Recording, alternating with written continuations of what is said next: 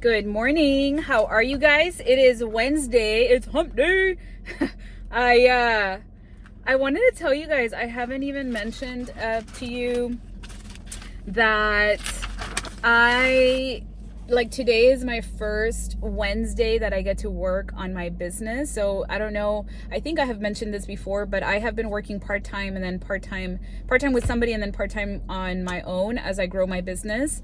And because of TikTok, my business has been able to grow, and I'm now able to work an extra day in my business, which was a really awesome thing to be able to do last week. And I'm just super excited that God has opened up this opportunity, because it fills my heart with so much joy and excitement that I get to continue to work on my clinic, and that it's flourishing, and that the right people are coming and all of the things. So I wanted to share that with you in case it encourages you, because the Lord opens doors. He parts the waters. Like, He is such a good provider.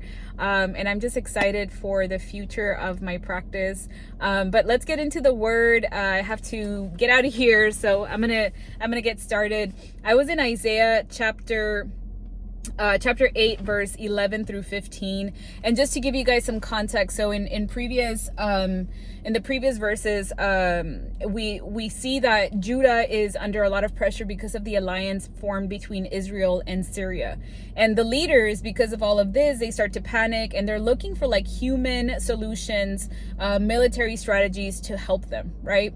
And I'm sure that you have been in seasons like that where you are under a lot of pressure, or you are going through something, and it's real easy to start looking for your own solutions instead of turning to God, right?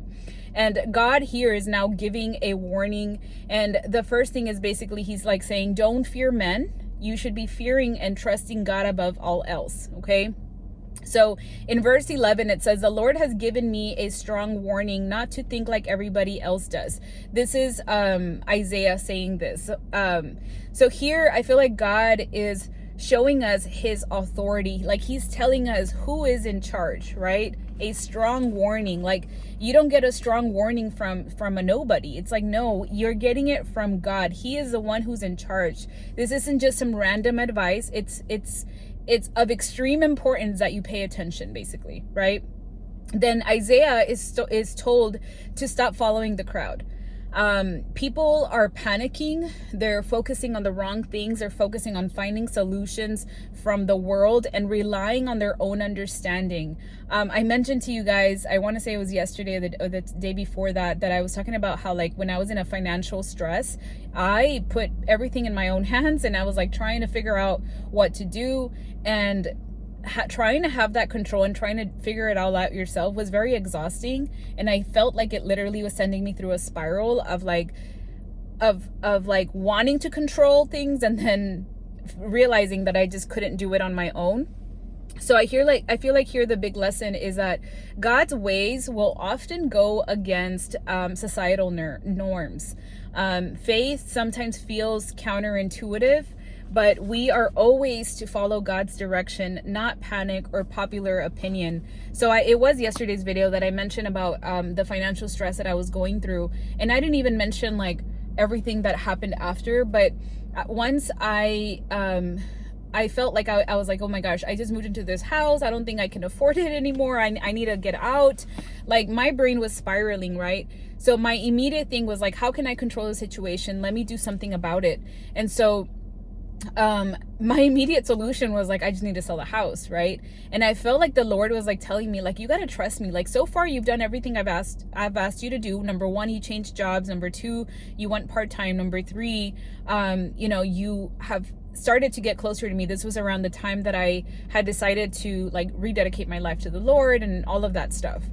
And I was like, but Lord, like, don't you know I got to pay my bills, right? Like, that was like my immediate thought.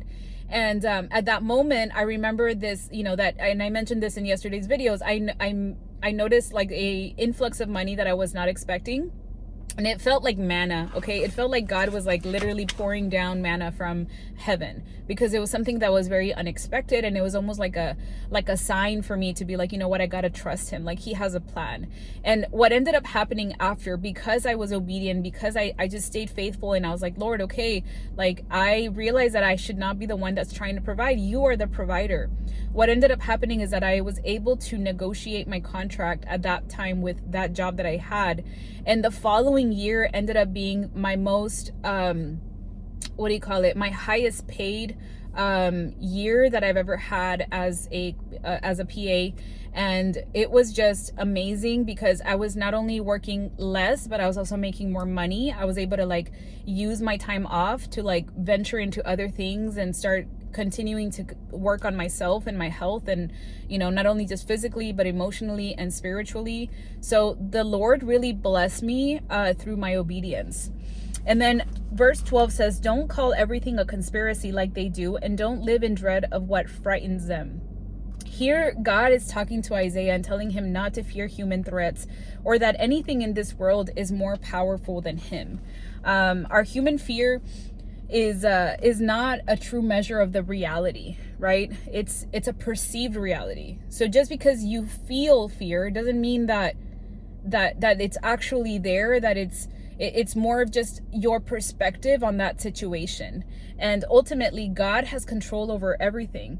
And for some people, it may be a fear of a situation or an experience that they're in, but for other people, and I'll tell you, for me, it's a fear of people. It's a fear of people that keeps us holding back from all the things that God has called us to do. I have mentioned time and time again that too many people are stuck in not doing things because you're people pleasing, because you don't want to take a step and say, you know what, I know this sounds crazy that I'm going to do this, but I'm going to do it anyways. Hey, you know what? People are going to think I'm weird or crazy or whatever. It doesn't matter. Like, when you are obedient, you are obedient to God. Like, we need to stop people pleasing. And then verse 13 says, make the Lord of heaven's armies holy in your life. He is the one you should fear. He is the one who should make you tremble. And here, God isn't telling you to be scared of him. Like, fear of the Lord is a call to reverence. Okay. I feel like people, especially non-believers, usually when they hear fear of the Lord, they think like, oh, it's because he's gonna get mad at you, or he's like condemning you. Like, no, that is not the fear that we're talking about here. Our fear should be like an awe, a reverence toward him, not and not any human threat or anything that we face here on earth. No, we should just fear the Lord in awe and reverence, and just trust that he has everything in his control. Fearing him is a sign of respect and trust in his power. And then verse 14 says, he will keep you safe, but to Israel and Judah, he will be a stone that makes people stumble, a rock that makes them fall. And for the people of Jerusalem, he will be a trap and a snare. So I love that it says he will keep you safe. Yes, he will keep you safe. Okay, God is our safe space. Excuse me. He is our sanctuary. Okay. For those that reject him, though, he will be your stumbling block. And he's very clear about this. It's like, follow me and I will keep you safe. Don't follow me, reject me, and you will stumble. When we're obedient and have faith, then God becomes our safety. He becomes a blessing. Just his presence is a blessing. But rejection will make you see like all of the things that you're doing, that you're trying to figure out on your own, all those bad decisions, all those consequences, you'll be able to see all of that.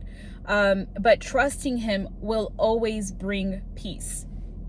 And as I have gotten closer and closer to the Lord, I feel like one of the things that I just really, and it's like part of my prayers, I'm like, Lord, like, I don't care if I don't have anything. I don't care if you take away things from my life, but please don't leave me. Like, please don't take your hand off of my life, because I would not trade that for anything in the world. Like, I literally feel so much more at peace and have so much more joy in my life. I see things so differently now, and it's almost like I look back at like younger Flor and I'm like, man, girl, why didn't you see it this way? You would have saved yourself from so much heartache. But like, his presence is a blessing on its own. And then the last verse, it says, Verse 15 says, many will stumble and fall, never to rise again, and they will be snared and captured. This is just a very stark warning of what will happen when people reject God. Ignoring God it's not saying maybe, it will bring consequences. And just ultimately, don't make fear-driven decisions. Don't try to take control of everything. Don't try to be the one who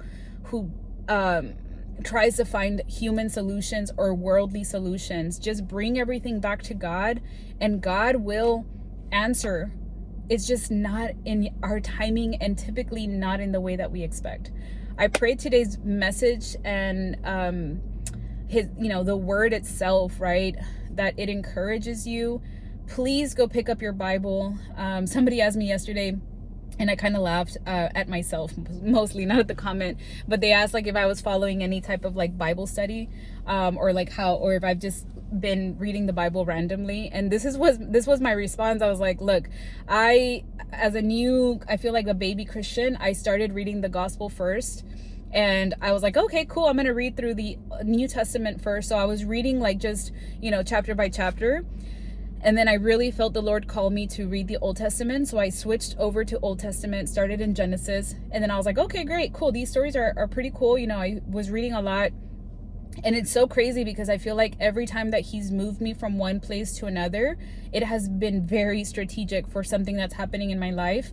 So I was reading the Old Testament, and then I felt like, okay, he wants me to read Revelations. So if y'all remember, I was reading Revelations for a bit, and it just so happened that he pulled me to read Proverbs at the start of me opening up my practice as a new business owner, which I think is like crazy that God would do that. Only he would know, hey, you're gonna need Proverbs in order to be a good leader, in order to be able to do this job well. And after Proverbs, I've just been kind of going chapter by chapter and book by book, and right now I am in Isaiah. Anyways, hope you guys have a great day. Bye.